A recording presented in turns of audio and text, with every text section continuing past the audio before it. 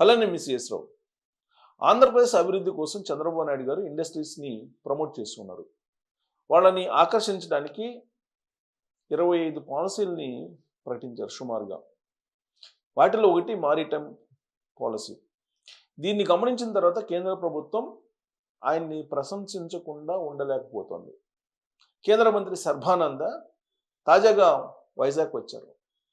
చంద్రబాబు నాయుడు గారు చేస్తున్నటువంటి అభివృద్ధిని, ఆయన పాలసీలని గమనించి విశాఖ అభివృద్ధి కోసం చంద్రబాబు నాయుడు గారు తయారు చేసినటువంటి పాలసీలను స్టడీ చేశారు. రాబోయే రోజుల్లో విశాఖ ఓడరేవు నుంచి దాదాపు 300 మిలియన్లు రవాణా జరిగే అవకాశం ఉంది. ప్రస్తుతం 100 మిలియన్లు జరిగేటువంటి అవకాశం ఉంది. దానికి సంబంధించి మారిటైమ్ పాలసీ అద్భుతంగా క్రియేట్ చేశారు చంద్రబాబు నాయుడు గారు అని చెప్పి ఆయన కితాబ్ ఇచ్చారు. అంతేకాదు అక్కడ ఉన్నటువంటి లైట్ హౌస్కి సంబంధించిన అంశాన్ని ప్రస్తావించారు.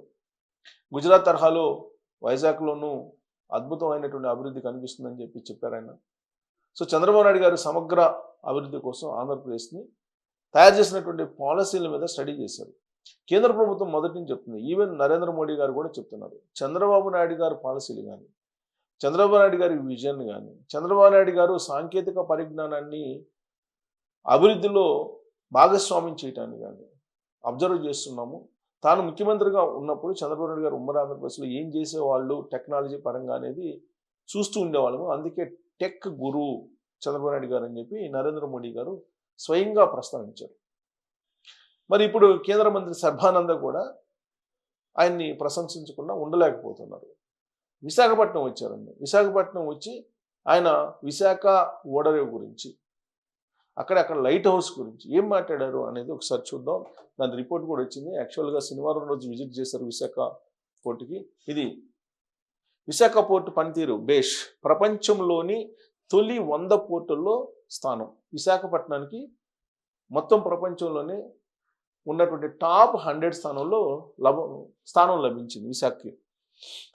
230 కోట్ల అభివృద్ధి పనులకు శంకుస్థాపన. విశాఖపట్నం పోర్టు ఏడాది 100 మిలియన్ టన్నుల సరుకు రవాణాను అధిగమిస్తుందని కేంద్ర మంత్రి సర్బానంద సోనోవాల్ ఆశాభావం వ్యక్తం చేశారు. 100 మిలియన్ టన్నుల సరుకు రవాణా అవుతుంది ఓడరేవు నుంచి అని చెప్పి ఎక్స్పెక్ట్ చేస్తున్నారు. పోర్టులో 230 కోట్ల విలువైనటువంటి ప్రాజెక్టులకు ఆయన శనివారం శంకుస్థాపన చేశారు. స్థానిక సాలగ్రామపురంలోని సాగరమాల కన్వెన్షన్ సెంటర్లో శనివారం నిర్వహించిన కార్యక్రమంలో ఆయన మాట్లాడుతూ విశాఖపట్నం పోర్టు చక్కటి పనితీరు ప్రదర్శిస్తుంది, ప్రపంచంలోని తొలి 100 పోర్టుల్లో ఒకటిగా నిలుస్తుందని పేర్కొన్నారు.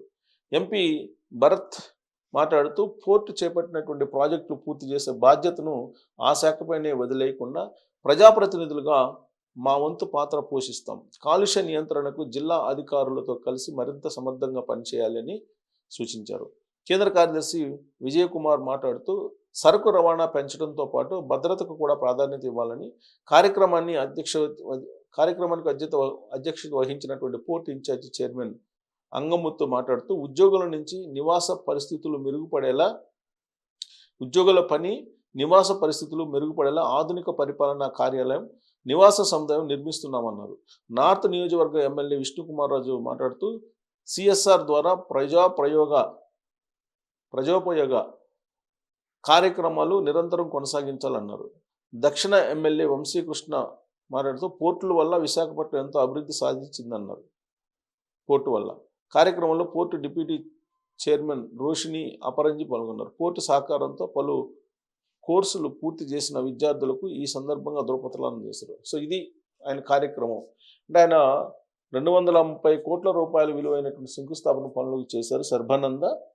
రాబోయేటువంటి రోజుల్లో టాప్ 100 ఓడరేవుల్లో ఒకటిగా నిలుస్తుంది విశాఖపట్నం అని చెప్పి ఆయన ఎక్స్పెక్ట్ చేస్తూ ఉన్నారు.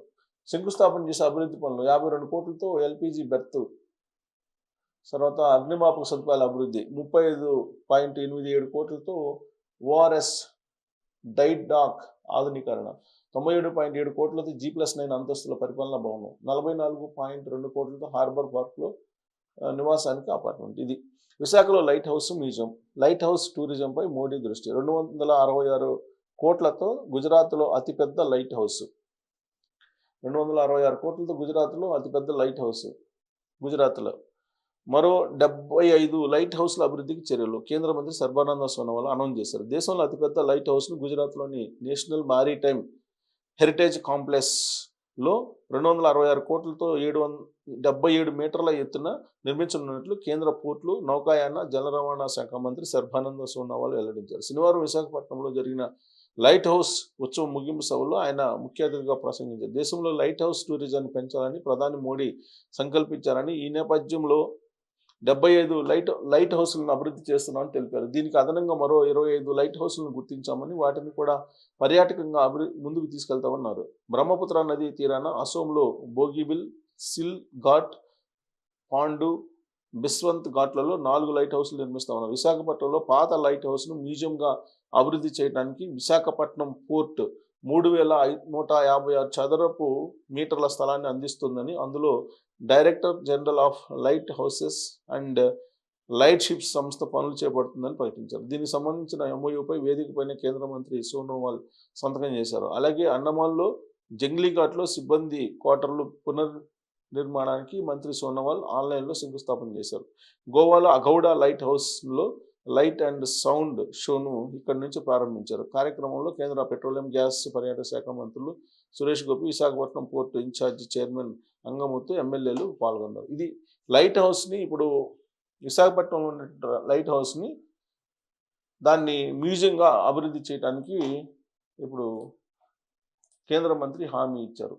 మారిటైమ్ పాలసీ బాగుంది ఆంధ్రప్రదేశ్ది అని చెప్పి గుజరాత్ తరహాలో లైట్ హౌస్ని చెప్తున్నారు. అలాగే నరేంద్ర మోడీ గారు, ప్రధానమంత్రి గారు లైట్ హౌస్లని టూరిజం ప్లేసులుగా అభివృద్ధి చేయాలని చెప్పి నిర్ణయించుకున్నారు. దాంట్లో భాగంగా 75 దేశవ్యాప్తంగా టూరిజం ప్రాంతాలుగా, అలాగే వైజాగ్ని ఇప్పుడు ఉన్నటువంటి లైట్ హౌస్ని టూరిజం లైట్ హౌస్గా మార్చేటువంటి ప్రయత్నం చేస్తున్నారు. కాబట్టి ఇదంతా కూడా ఓడరేవులు, జల రవాణా ఇవన్నీ పెంచుకోవడానికి ప్రయత్నం చేస్తుంది. ఇవన్నీ అయిపోతే కనుక ఆంధ్రప్రదేశ్ ఎగుమతులకు, దిగుమతులకు ప్రపంచ కేంద్రం కాబోతుందని చెప్పి చెప్పచ్చు. Thank you.